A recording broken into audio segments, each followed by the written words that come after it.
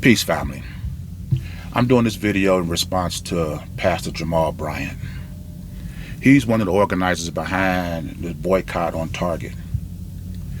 He stated that with this new CEO, Target has agreed to 3 of the 4 demands that this movement requested. And what those demands were, they wanted like $200 billion invested in black communities. They wanted partnership with the HBCUs. They wanted a revision of the DEI hiring practice. And this new CEO has granted all 3 of these things. The only thing yet they haven't gotten, but yet they're still working on, is the investment in black banks. And to that, I say this. First of all, whatever endeavor that you seek to engage in, as time progresses, you want to be more efficient, more coordinated. You want to improve on your effort. When you look at the civil rights movement, this is over 67, almost 70 years of struggle just to obtain human decency. I don't know how today you can put an end to a movement, whether you had the authority to do it or not, and you have not received all that you were going after. When Jamal Bryant made this announcement, it did not coordinate with the other organizers. And now you get this big argument coming out. So whether Jamal Bryant had the authority to end this movement or not, just by making that announcement, just by saying that you received 3 of the 4, just by showing that there is distinction in the ranks, you just about ended this movement anyway. Because now they know you're willing to give up the movement, even though you haven't obtained all your goals and objectives. They know that it's just a matter of time, because now you're infighting with each other. You're pointing fingers, blaming. This is why the civil rights movement has struggled so desperately, because we do not have the organization, we do not have the leadership, the guidance to see things through. And to me, this effort was not going to result in anything permanent anyway. Because see, the fact of the matter is, why on earth would a civil rights organization, a social movement, people who have been historically dehumanized, marginalized, discriminated against, oppressed, why on earth would any part of your objective would be to collaborate with the same people who is inflicting this upon you? These should be the last people you want to work with. When you look at the demands that he was asking for, investment in the black community, you want $200 billion. Black people, we spent $1.6 trillion in this U.S. economy. And we don't own no industrial base that respect our people, that prioritize our people, that provide goods and services for our people. $1.6 trillion. And we own nothing.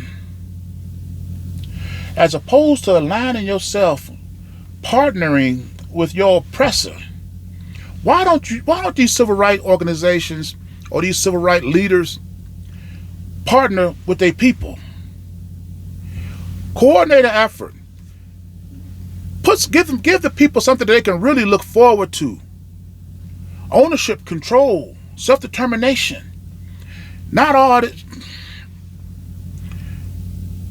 There's 40 to 45 million black people in this country. If we got, let's say you started off with like 500,000, 1 million people that donated $5 to $20 a month, every month. And this money was going to build businesses, industries, and institutions that do provide for our essential needs. We could capture that $1.6 trillion that we are spending in this economy, and it's going to get higher. Why? Because we have no control over our income, and we have no control over our cost of living. You get a continuous stream of money coming in from my people. You partnership with them. You give them part ownership in the businesses, the industries where we could hire, pay, promote our own, celebrate our own. You won't need to coordinate with your oppressor. You want Target to look at DEI hiring practices.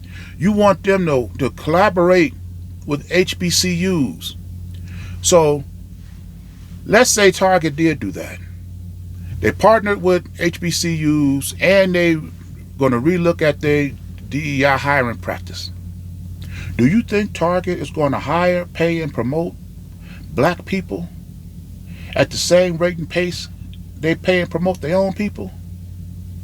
They'll be disqualifying themselves.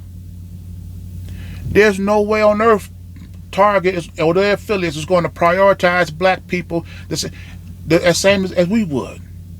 But if we invested in ourselves and built our own businesses, industries, and institutions, we could partner with our own HBCUs and take our graduates straight from there into our businesses, industries, and institutions.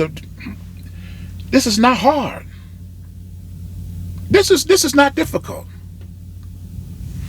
And then you want Target to invest in black banks. Can you imagine if we came together and did exactly what I said? And in 2-3 years from now, you have 500,000, 1 million black people donating between $5 and $20 a month every month. And over the next 2-3 years, you watching black farmers. We're developing black farms. We're developing black manufacturing. We're developing black clinics, black hospitals. We're distributing our own goods and services. We have control over our economics. We have control over our pay. Can you imagine what the black community would look like after 2-3 years of that? If you started off with 500,000 people and you had an effort like that,